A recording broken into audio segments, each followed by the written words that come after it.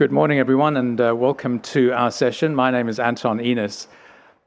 We're a few minutes ahead of schedule, so you're getting a bonus 3 minutes today. Before we start, I'm going to invite you to just pause with me and join in acknowledging the traditional custodians of the land on which we're meeting today, the Kaurna people. We pay our respects to the elders of that community, past, present, and emerging. Couple of housekeeping notes just before we start. We are live streaming this event. The camera's up over there, so please be aware of that. Phones on silent, of course, as usual. And if you do live tweet the event, and we do encourage you to keep that conversation going, we are using the hashtag that you see somewhere over there. It's hashtag ADLWW. ADLWW for your live tweets. And then also note that after the session, right in front of the bookshop over there, our two authors will be available to sign the copies of the books, which you will no doubt be buying at the pop-up bookshop right over there, because we've got a really interesting session this morning. Before I introduce our two speakers, I'm going to give you 3 facts about the three of us, and you can decide which one applies to which person. One of us, as a child, had a dog called McDuffie. One of us grew up in Hobart, and because of his migrant background, was considered exotic. And one of us gets mistaken for Stan Grant.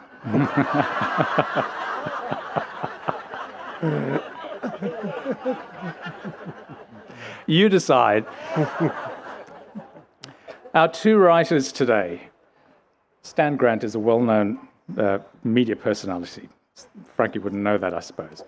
Our two writers this morning, we're very welcome to... Just give away the clue that I wasn't raised in Hobart.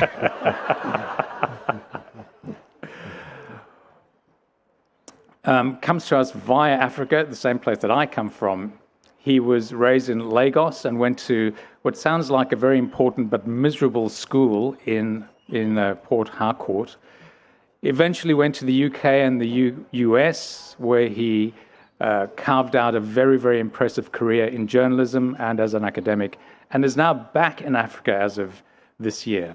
And his memoir you see there in front of you is called Lives of Great Men. Dennis Altman, of course, you know very well. He's been very active in shaping the public discourse in this country for over 50 years. He's the author of, by my count, 14 books, the latest one of which you see in front of you. It's a kind of love letter to the United States. It's his second memoir. So please welcome Chiké Frankie Edozien and Dennis Altman. Welcome. Okay, so I gave away the punchline there, Frankie. But Yes. Let's start with McDuffie the dog. It seems to point to a kind of a childhood that, by African standards, was quite comfortable and middle class. It seemed to be quite well adjusted. Is that the way you would describe it? My childhood was very, very comfortable. I think middle class would be a nice way of putting it, but we were very comfortable. I mean, we had 10 dogs. And these are not 10 dogs that were just outside dogs. So, these were 10 in and out. And McDuffie was one of my favorites. There was one called Lucky Queen. And that was the absolute favorite because she ruled the house. But it was a wonderful time growing up in the 1970s and 80s Lagos. Nigeria at the time was going through what we termed as an oil boom. And the country had a lot of foreign reserves. And it was a good time to be Nigerian. And my parents were quite comfortable. So we traveled the world proudly as Nigerians. And one could not think of living anywhere else at the time. So at that point, what were your expectations about where your life would be going? What would the expectations be of your family? Well, I thought I was going to go to school and going to go to university was not even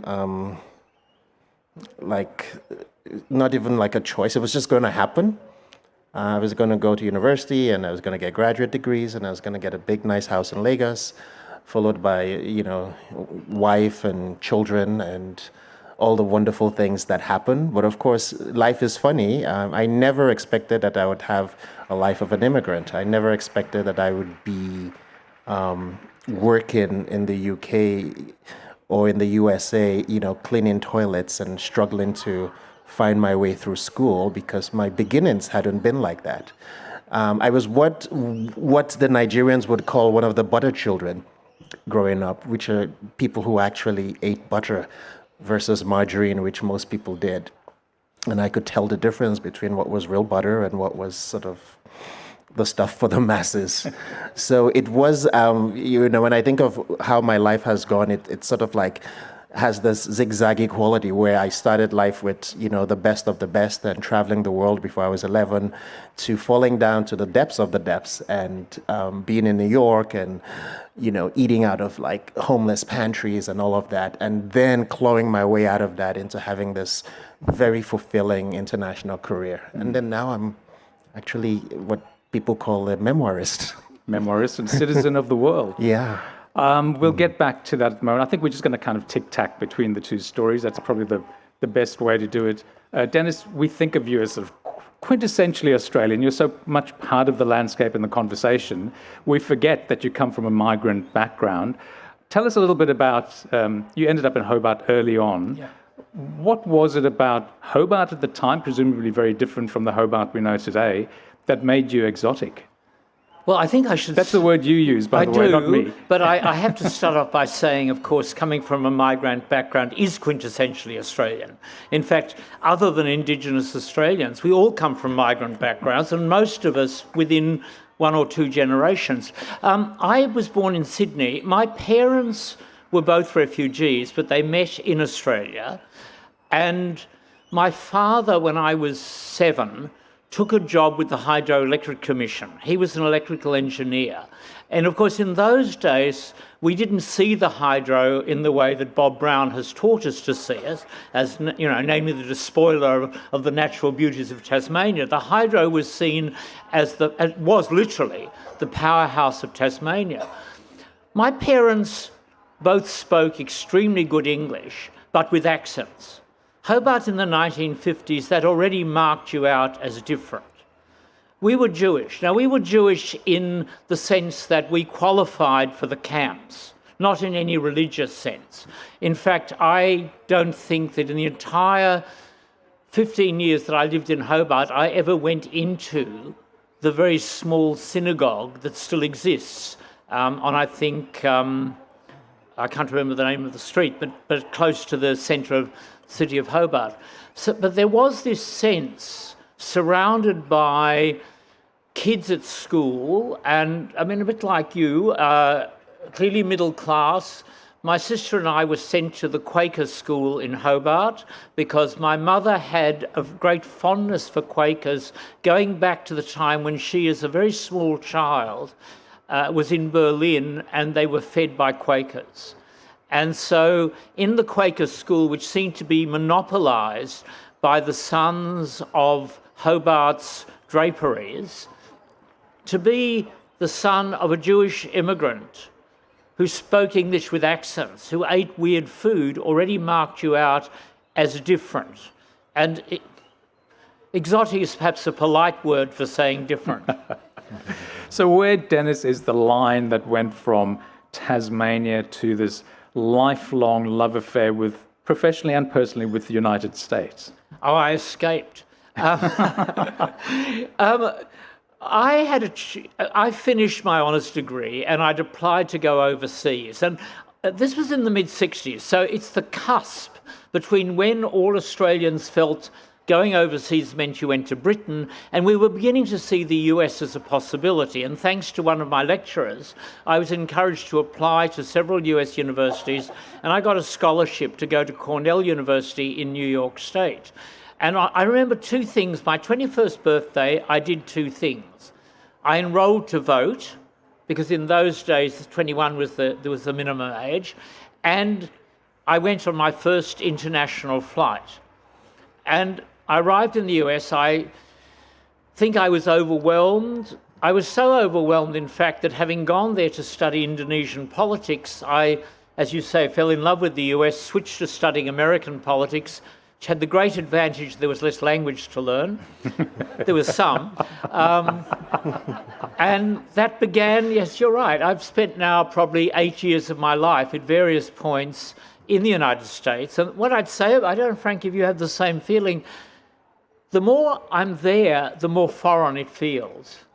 Oh. What do you think of that idea? And yet he has this unrequited love for it. Yeah. Well, yes, it's unrequited love, yes. So America for me is many things. And I sometimes feel like New York is home, while America is America. But I know that New York is not America. New York is our global world, perhaps at its best. New York is a place that opens its arms to everyone. New York is a place of possibility. So I talk in my memoir about when I first started trying to make a life for myself outside of Nigeria. And when I went to the United Kingdom, because that's what you do as a child of the Commonwealth. You follow the colonial mistress and you try and go to Oxford or Cambridge or whatever it is. And I remember I was in a bakery in Willesden Green where I was the, Americans would call it the janitor, where I cleaned the floors before the customers came in.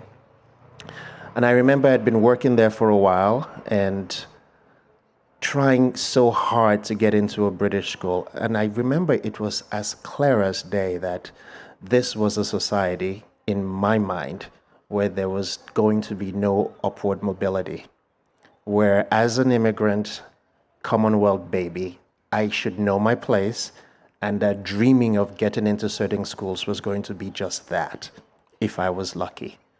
On the other hand, in New York, everything was possible. And what I had to do was to have a little bit of luck and to work hard.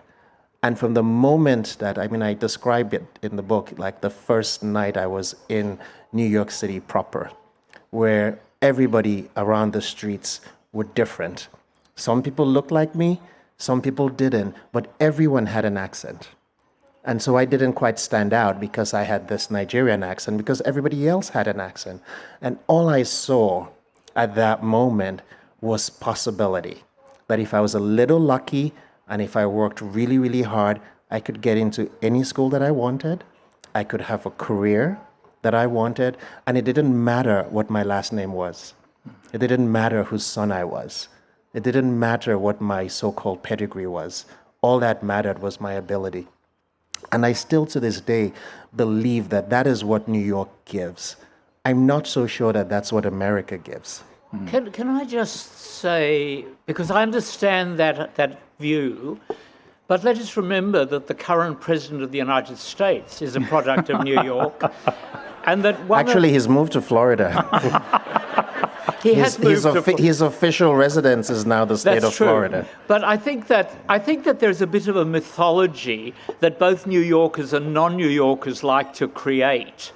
I see New York as distilling a great deal of what is both good and bad in the United States. And I think it's interesting that of the 4 old men who now seem to be leading the race for the US presidency, 2 of them built their careers in New York, namely Donald Trump and Michael Bloomberg. I think that's regrettable, but I think it's something we should take into consideration. Well, when you do take that into consideration, remember that President Trump is a person who built his fortune from inheritance. Yes. He is the son of a very wealthy person.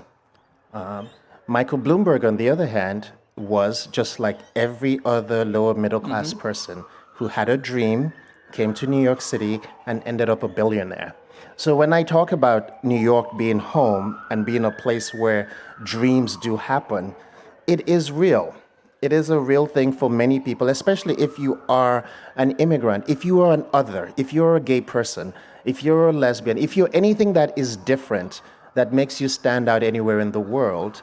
the Big Apple has a way of saying you can thrive here, which is very different from all the other cities that I've passed through in the United States, or even in the United Kingdom, where I hoped I would have a career and I would go to university and all of that. Even almost 15 years into my career, I ended up going back to the United Kingdom to work as a journalist at the Times of London. And I was so excited because as a journalist, I was thinking, I'm going to go and work in one of the oldest, most prestigious newspapers in the world. And I get there as a person who is coming in for a short-term stay, 6 months or whatever.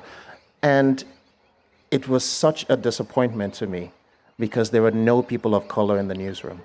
Zero. It was just me. And I didn't even belong there. I was only passing through.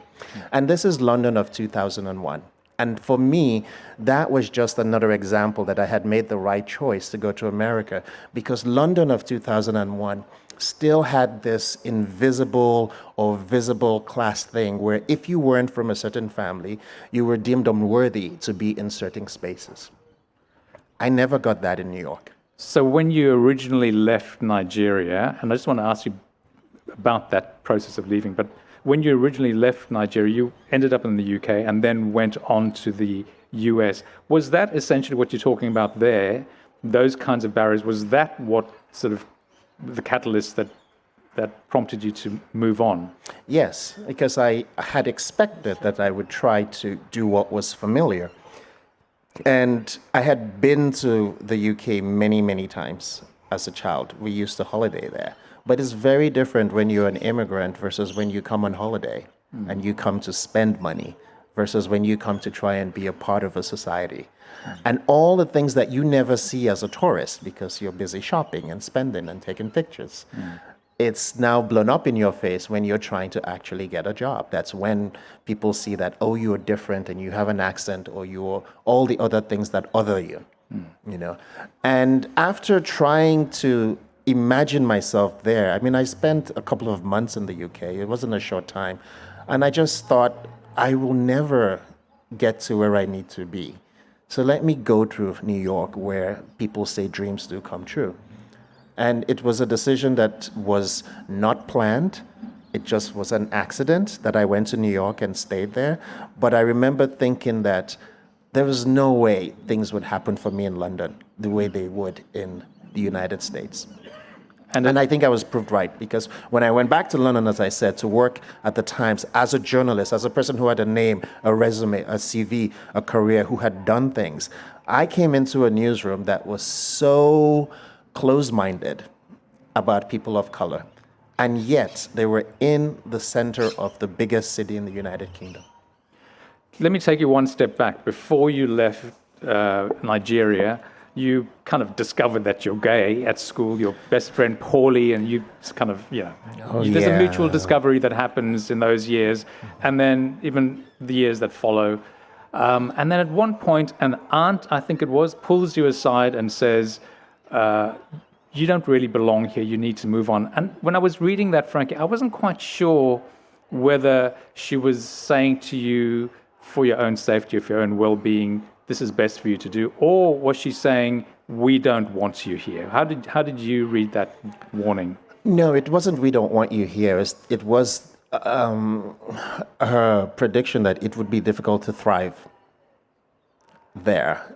It would be difficult to at a certain point, it was becoming clear that no amount of Hail Marys or no amount of prayers would make me into a prototype of my brothers who are very heteronormative and had a million girlfriends and played soccer in the yard and all the things that bored me, while I preferred to, stand around and sing to Diana Ross and X, Y, and Z. So we'll get back to some of your friends, gay friends, and what happened to them and how it was quite different from your path. But let's just get back to New York-born Donald Trump, who features quite strongly right at the beginning of your memoir, Dennis, because that seems to be the catalyst that sort of drove you to write another memoir. Just explain to us why that was. I like to say that a sentence came into my head that demanded a book. Writers will understand that. The sentence was, the weekend before Donald Trump was elected, my cat died. And this is literally what happened. I was in the US during the 2016 election, and the person who was looking after the house had to deal with the fact that one of the cats got very, very ill suddenly and had to be euthanized. And I think for me, as someone who is employed to be a political scientist, I'd become increasingly uncomfortable with the ability of traditional academic writing to explain the political, partly because things move on so quickly and are so unpredictable. And I think I found that writing the form I did, which is essentially a diary of the 2 years from the time of that election into the end of 2018, writing a diary of those 2 years, but using that to reflect back on a whole lot of things that came up. For example, and I can use an example from Adelaide, I came over here to your last 2 festivals. I came to see Hamlet, the opera, was wonderful. I came to see Barry Kosky's Magic Flute, which was wonderful. And coming back to Adelaide then triggered off memories of being in Adelaide many, many years earlier. And that device, for me as a writer, was extraordinarily liberating, so that I was able to break with what I think is often the problem of the more conventional memoir, the need to write chronologically. Now, the reality is most of our lives, most of the time, are not of great interest to anyone except our mothers.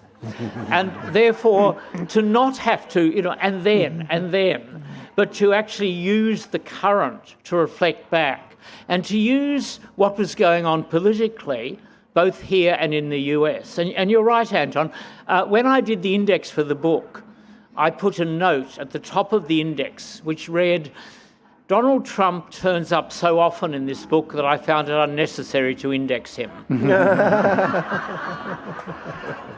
So at the time, I mean, if we just dial back 4 years, we thought of this man as a kind of intellect-free zone, a windbag, a joke, really. Mm-hmm. I mean, what was your opinion at the time?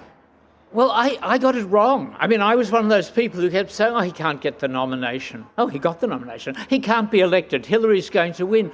I actually, on reflection, feel particularly stupid because I think there were clear signs in the week leading up to the election. You were probably also in the US then. I was. I think there were clear signs he was going to win. And I and all my friends, and I was then in Los Angeles, we ignored them. In fact, I was having dinner with friends on election night, and they kept saying, it's okay, the votes haven't come in from Miami and Detroit yet, when it was clear that Trump was winning.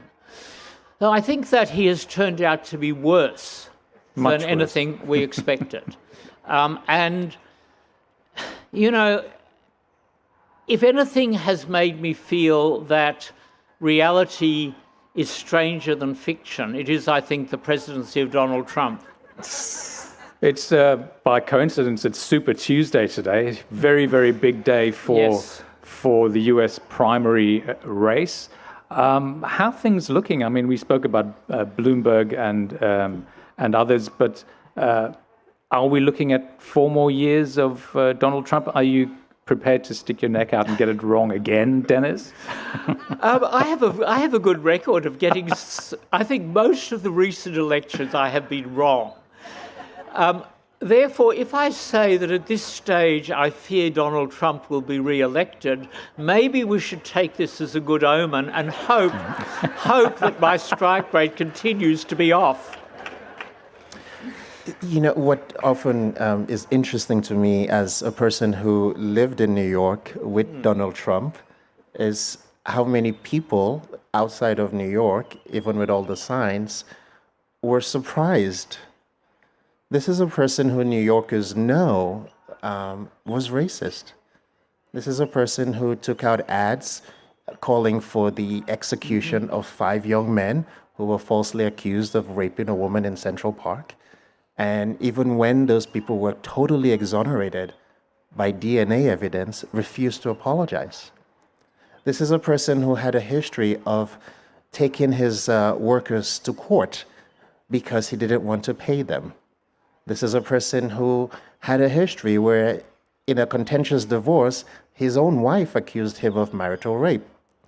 I think for those of us who lived in New York with him and know what a blowhard he is, and know what his views on racism and the mixing of the races are, this was not a surprise to us. It was a surprise to everybody else, it seemed. And sometimes, if you are a person of color, you wonder if people just have willful blindness, because all of the evidence was there. So it then becomes, well, how are you shocked that he is this way when he has told you his entire career what he thinks of us? When he has told you his entire career what he thinks of women? When he has told you and shown you with his actions that he is only about putting his name on things? How are you shocked?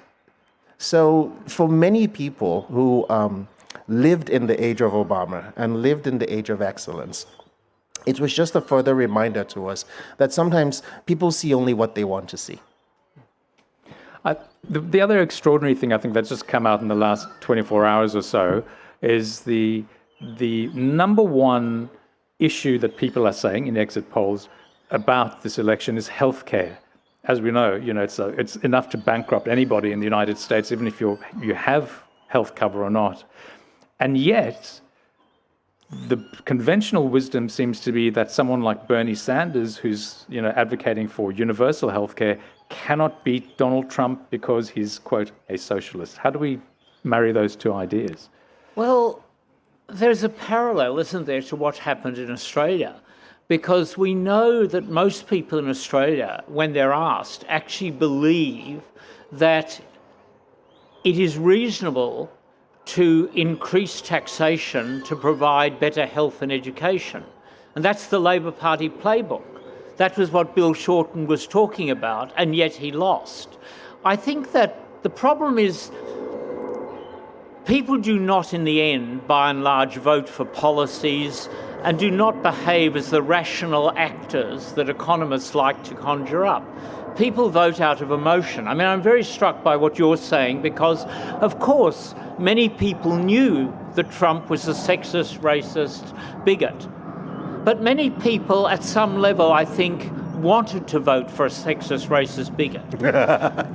They're not, when they're asked, what is your your greatest political priority, they may well say healthcare. But the emotional connection, I think, often overrides any type of policy prescription. And I think that one of the great problems of political analysis is that it assumes far more knowledge and rationality on the part of the voter than is usually the case. Okay, let's get back to the books now.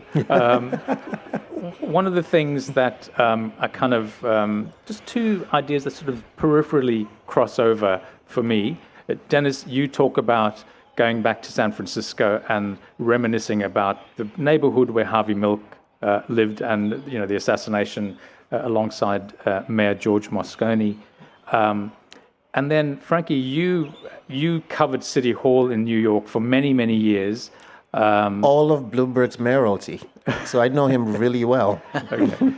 And then something happens that I thought was I had no idea this was coming, and it just kind of hits you like a blow. An incident that happens at City Hall in which you were kind of up close and personal.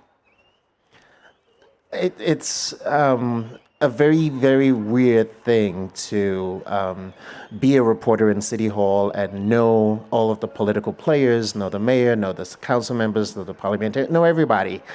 And to one day, just another day at work, to see a legislator introduce you to someone and you have a wonderful chat with them and you think, okay, this guy looks, he looks really good, he's really handsome. He seems kind of daft though. He doesn't answer questions really well.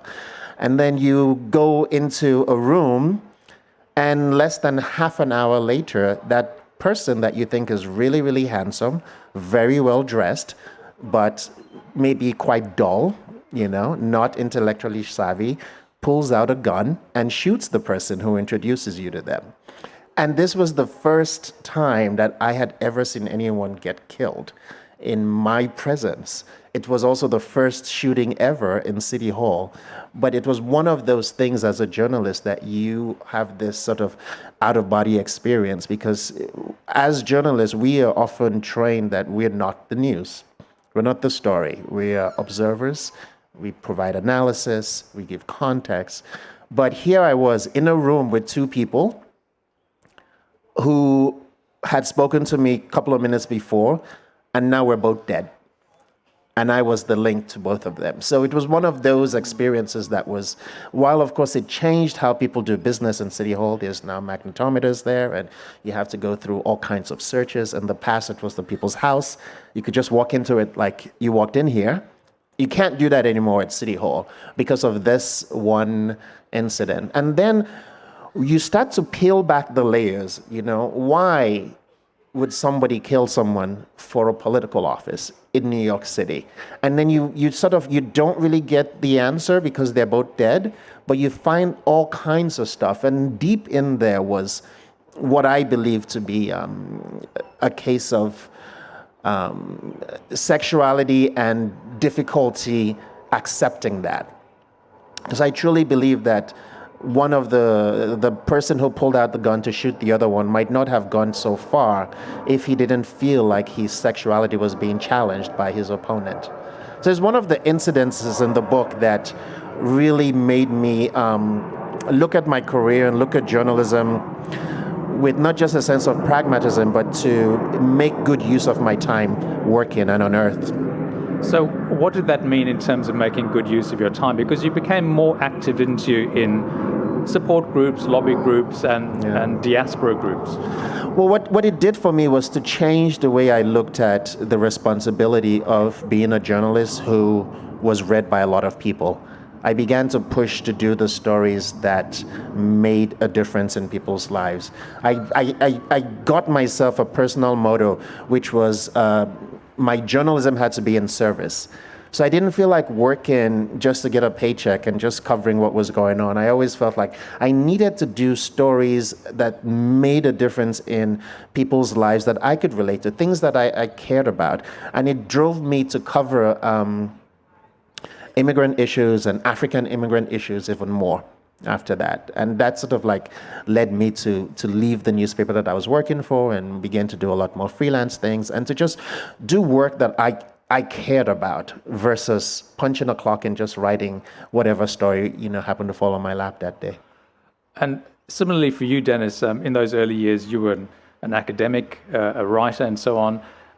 And then the AIDS activism came. Was that just a natural extension of that academic life, or how accidental is the accidental activist of your title there? The accidental activism, I guess, goes back really to the beginning of gay liberation in New York. I went to New York on leave. I had just started an academic career. I was at the University of Sydney and I had 6 months and I was in New York and I needed somewhere to live.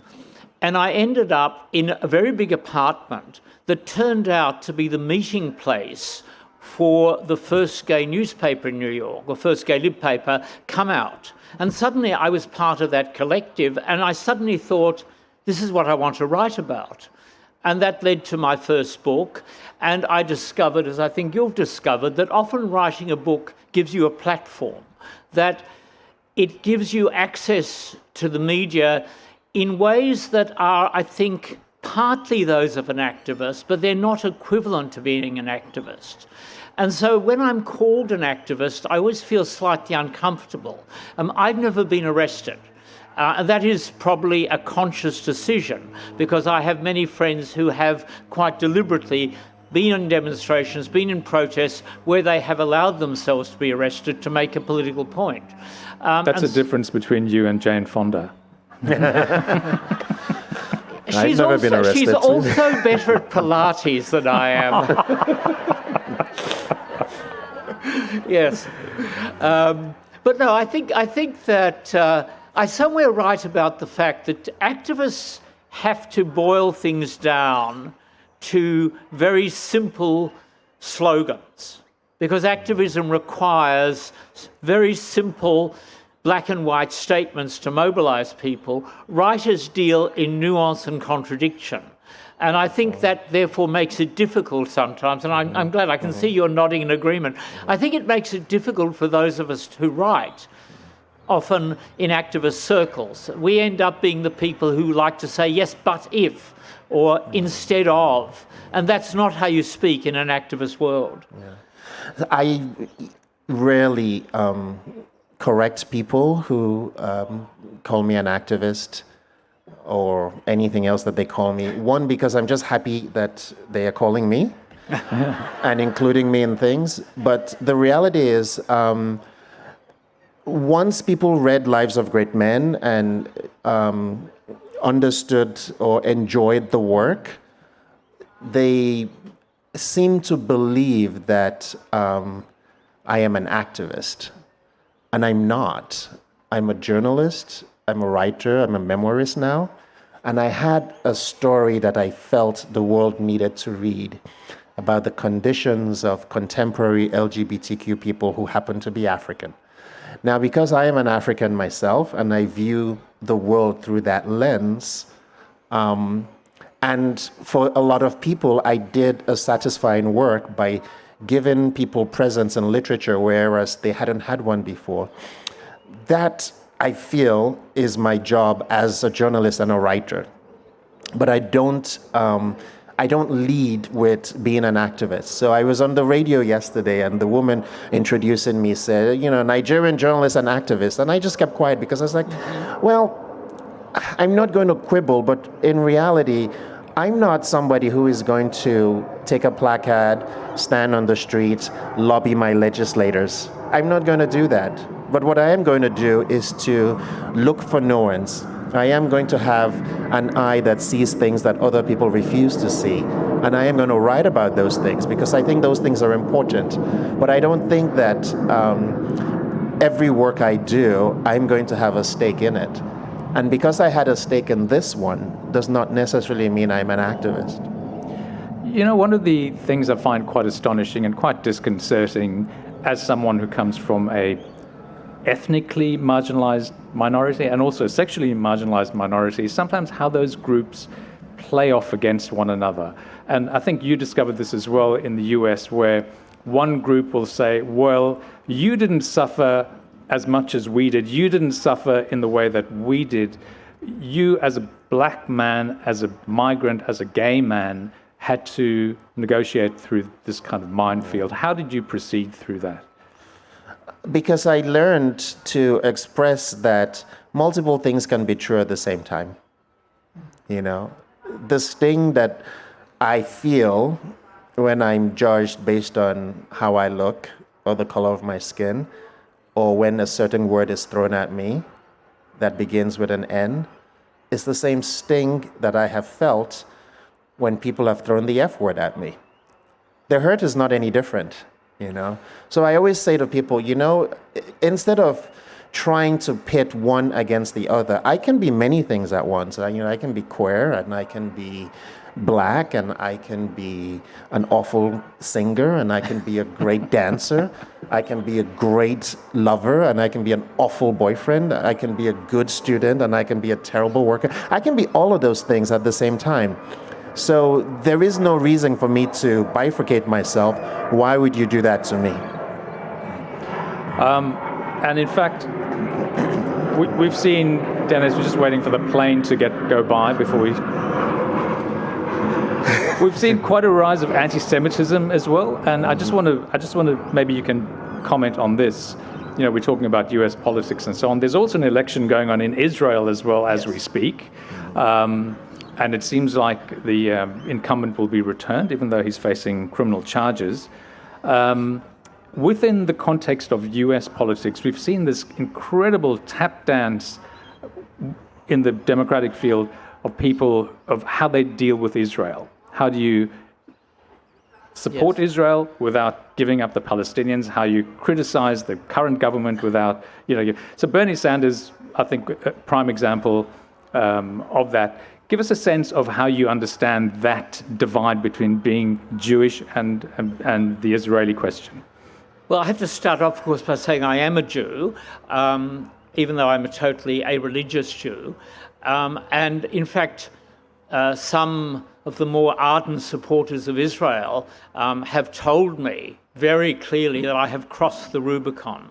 I crossed the Rubicon because a few years ago I wrote an article in which I said I could not at a Seder service say next year in Jerusalem when I have the right as an Australian, which is how I see myself, to be next year in Jerusalem, and Palestinian refugees do not.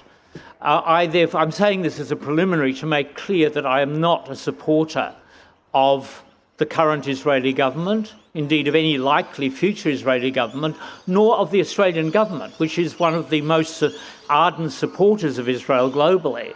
I think that Sanders, partly perhaps because he is also Jewish, has been able to be more critical of Israel than any of the other candidates.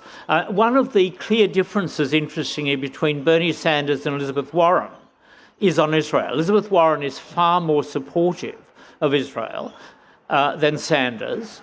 And I say this as someone who actually would far prefer, although I don't think it's going to happen, I would far prefer to have Elizabeth Warren as their candidate.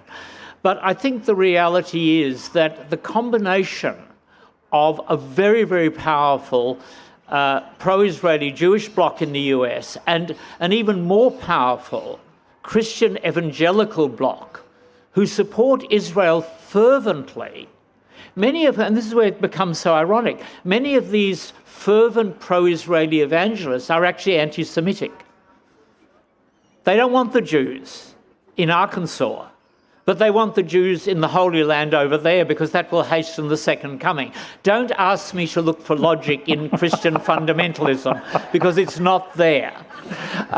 So I think that if Sanders is the nominee, I have no doubt that attitudes to Israel will be a major issue that Trump will use in the campaign. I mean, Trump has been more supportive of Benjamin Netanyahu than any other US president is likely to be, and that I'm sure will play out. If Biden is the candidate, or if Bloomberg were the candidate, I don't think the same would happen. Would you agree with that?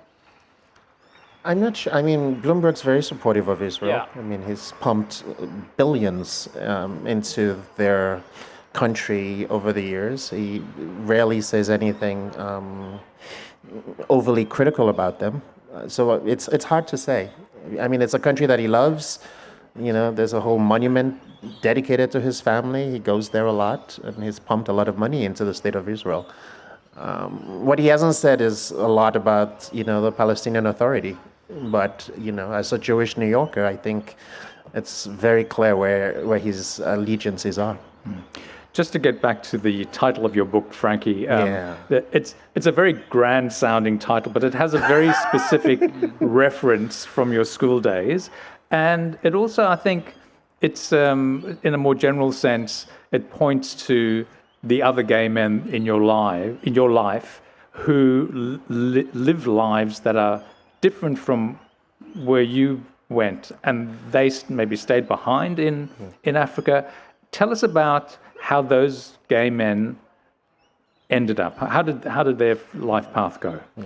So, in general, First of all, tell us the name of the title. Okay, so the Lives of Great Men, the name that I picked for the book, is actually a line from a Wordsworth poem called "A Psalm for Life." And it's a poem, it's a really long poem, but part of it goes, lives of great men all remind us we can make our lives sublime and departing leave behind footprints on the sands of time. It was a poem that my boarding school principal drilled into us because he wanted us to leave boarding school, whether we went to university or not, knowing that we had a purpose and that whatever we did, we had to leave decent footprints on the sands of time. Do something in this world that was meaningful with that education that we were privileged to get. In the book, I talk about my life as an immigrant in different countries, but I circle back to the people that I went to high school with, the people that learned that poem with me, and how the different choices that we ended up making.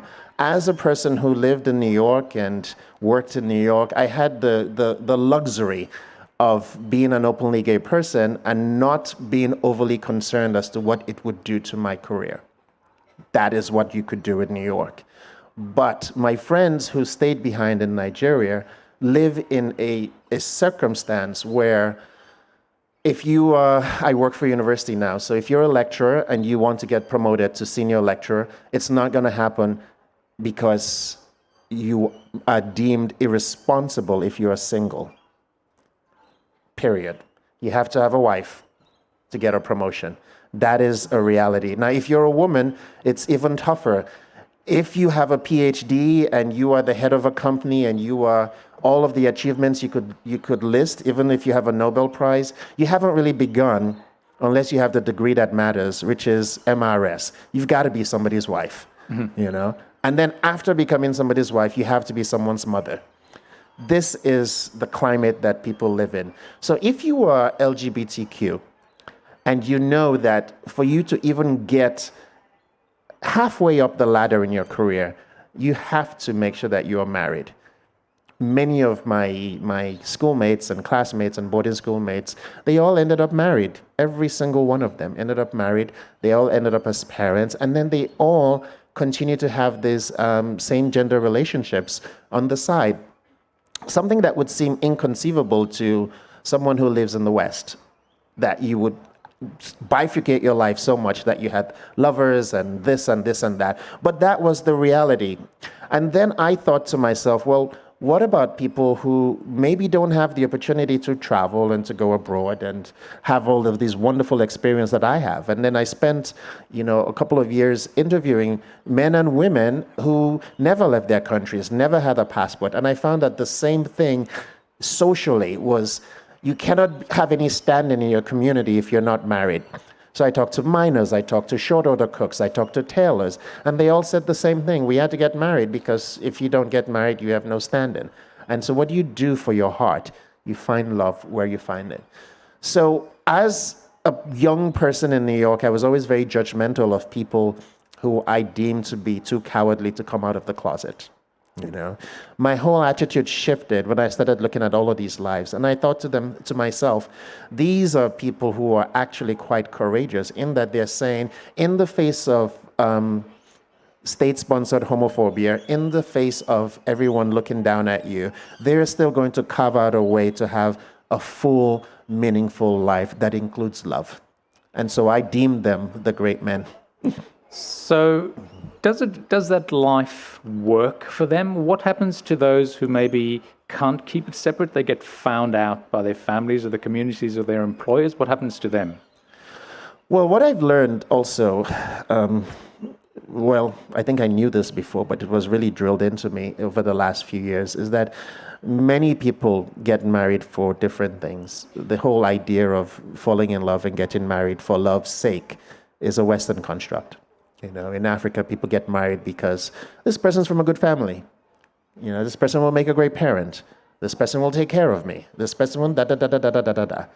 And so imposing your idea of what somebody's marriage should be is a fatal flaw, I think. Some of those men, they did get found out, but for whatever reasons, their marriages are still intact because nobody knows what goes into a marriage except the people who are in it. I've often been asked, well, what about the wives? Maybe they know, maybe they don't know. And I've often said, you don't know why she married him. Maybe she's a lesbian. Maybe he's a good father. Maybe he's X, Y, and Z. You have no idea what goes into someone's marriage. But you projecting your own view that X, Y, and Z is cheating because in your world, that's what a marriage should be, is completely meaningless to them. The debate, I guess, Dennis, for us here is quite different. We've just had the success of marriage equality, as we know, that was a very, very big debate. And just a few days ago, we had the lesbian and gay Mardi Gras in Sydney. There seems to be a kind of default conflict now, Dennis, I'll just get your comment on this, between those who are old enough to remember the original spirit of what that event was, and then the sort of the sort of more millennial approach, which says Party we hardy. need to party, we need to be fabulous, and we need to pay the bills. So corporate sponsorship is probably the best way of doing that. How would you describe the balance between those two things, and have we got it wrong or have we got it right? Oh, big question. I think that, I mean, obviously things have changed in extraordinary ways over the last 40 years. Mardi Gras is now into its 40th or its fourth decade. And I think that the reality is that as the movement grew, it became more and more mainstream.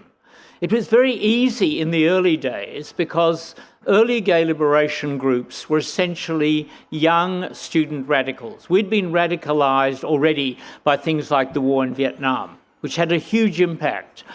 Without the war in Vietnam and the anti-war movement, a lot of the other movements, I don't think, would have come into being. So part of me accepts that inevitably the price of success is that you become more mainstream. And how you then negotiate that, it seems to me, is a really interesting question. And I'm fascinated. It came up today in two contexts. One, because Anton and I had a discussion in the dressing room about the television coverage of Mardi Gras, but also because I've been thinking quite seriously about the problem of how do you talk to people with whom you have very strong ethical and moral disagreements, but whose power and money you want to influence. And I think that that's really the trick that Mardi Gras is trying to balance. I personally, the last time I went to Mardi Gras, which is talked about in Unrequited Love, was actually 2 years ago, and I flew from Mardi Gras to Adelaide to see Hamlet, which I saw through the fog of a Mardi Gras cold. The sort of cold you can only catch when you hang out with 100,000 of your closest friends on Oxford Street. But what really annoyed me at that Mardi Gras was that those of us who are deemed the 78ers, we're rather like the people who came over on the Mayflower. We're allowed to go in the front of the parade. There's even a bus for the pensioners, which I refuse to ride on, but who knows, sooner or later I will have to.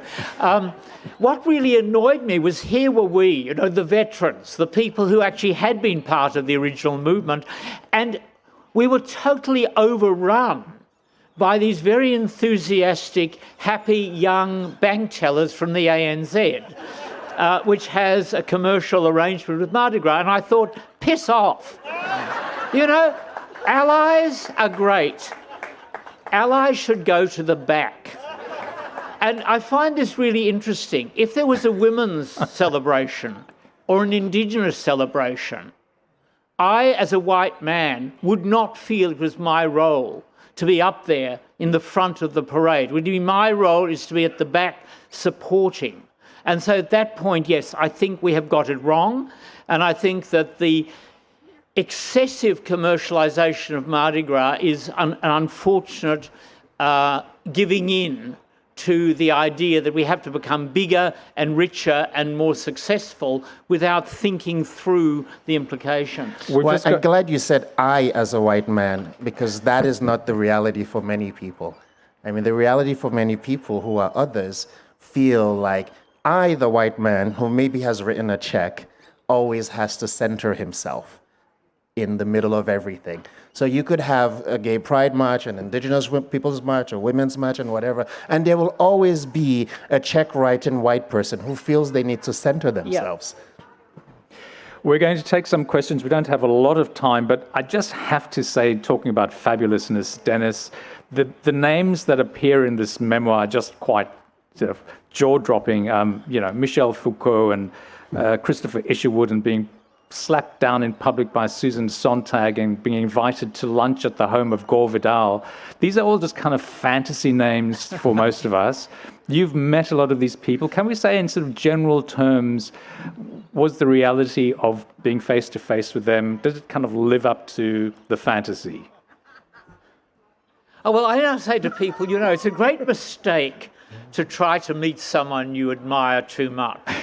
But there are some exceptions. And for me, when I think about it, the great exception of all the very famous writers I've been lucky enough to know was James Baldwin.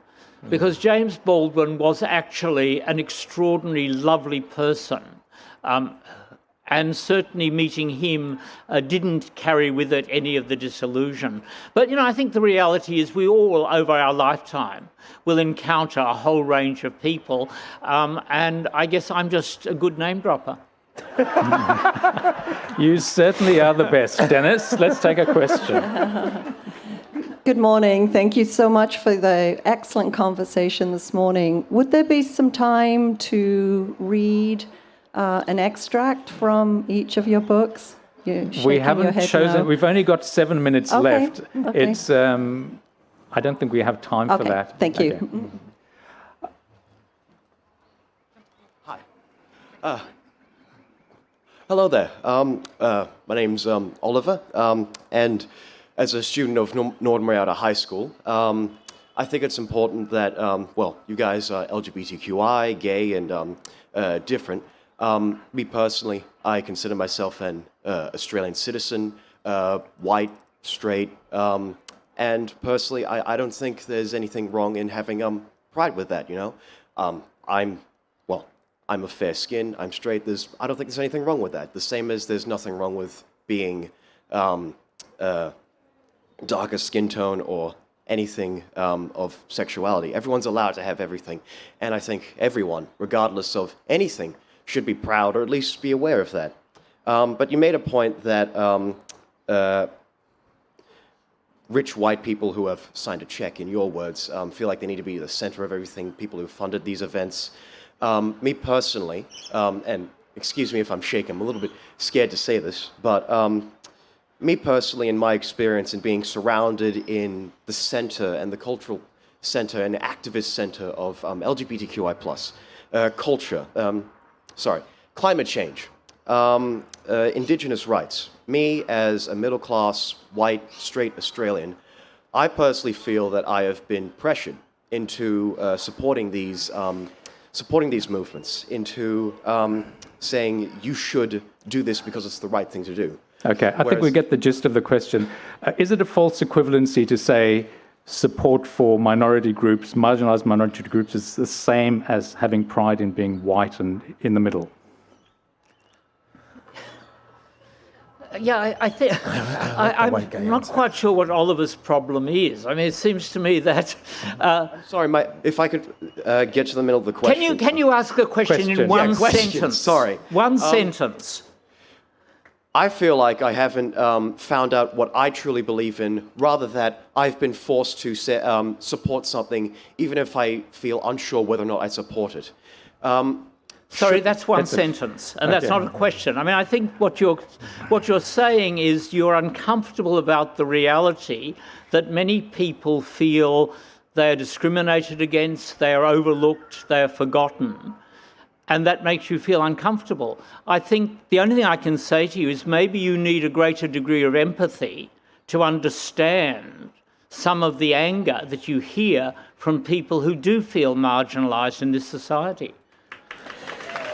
I think it's helpful because you're a young person and you sort of like your lived experience as a white, straight Australian, unfortunately has not given you enough of a window into a lot of these issues. And so it makes it difficult for you to understand. But there's a very, very, very simple solution for that. So one, I'm really pleased you're here at the Writers Festival. And as a person who, I spend my life in a classroom teaching, what I would say to you is that instead of being confused or angry, channel that curiosity into finding out. Just read more books, because all of this is available to you. All of this information as to why people feel this way is not hidden. And you don't even have to talk to people about it. You can just, research it. Why do people feel so awful? Okay, thank you. We have one more question. Who do you think's got the best chance of beating Trump, Bernie or Biden? The $64,000 question. Okay, do we have a name? Do we care? Well, I think it's Uncle Joe Biden, but and the reason I think it's Joe Biden is because the Trump people have been so afraid of him. And so they've, had this whole campaign about what his son may or may not have done in Ukraine even before he jumped into the race. So when there is such fear of someone, that means that they've done some internal polling to see that there's something that he can do. It seems weird to think that he would be the one, because he's so gaffe prone, to be the one that the Trump campaign is the most afraid of. But all signs point to that is the one they feel is could give them a run for their money, and the rest they can just insult. Mini Mike and Crazy Bernie or whatever he calls them. But it seems that there's something about Joe Biden's prowess in getting white people, working class white people, to vote for him, because he's a person who comes out of a working class family in Pennsylvania and then on to Delaware. He has that ability to connect with them that cuts into a lot of the people that are Donald Trump's base. So there is a fear of him. Have you noticed that all the labels that Trump attaches to other people always apply to himself? Crooked, lying, lazy, sleepy. I'm going to give you the last word, Frankie. You've come back to Africa. You started out in Africa. You've had this huge trip. You've come back. Tell us a little, very briefly. Only got 2 minutes. Okay. The kinds of challenges that faced you as a gay man, and the kinds of things you see that you need to address, speak about, and engage with people like we saw from the floor there. Sure. I've recently moved back to West Africa. I now live in Ghana, and I'm now living in a society where it is illegal to be LGBTQ, and being part of telling stories and seeing and encouraging people to live their truth, because I think the best thing for us, even in the face of state-sponsored homophobia, is some kind of visibility, which does not mean pride parading or things like that, but it certainly means engaging with those people that maybe you disagree with, who may be among your friends and family. Because I think when people stop seeing people who are different from them as a theoretical other, and then they relate to them one-on-one, and they get to know your friends, your neighbors, your sons, your daughters, it becomes difficult for you to continue to carry that hatred. At least it becomes a little bit more difficult. So part of what I'm doing in West Africa as I now live there is to continue to tell stories that allow people to be seen as proper human beings. And if I may just take a moment to say thank you to all of you for coming to support literature, coming to support Writers Week, and coming to see us. I've come a long way, but I'm very grateful to see a full house.